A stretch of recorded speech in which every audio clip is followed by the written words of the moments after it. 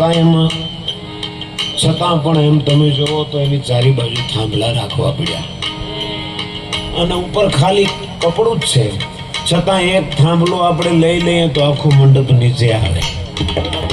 શાંતિથી આપણે કોઈ દી એવો વિચાર કર્યો કે અનંત આવું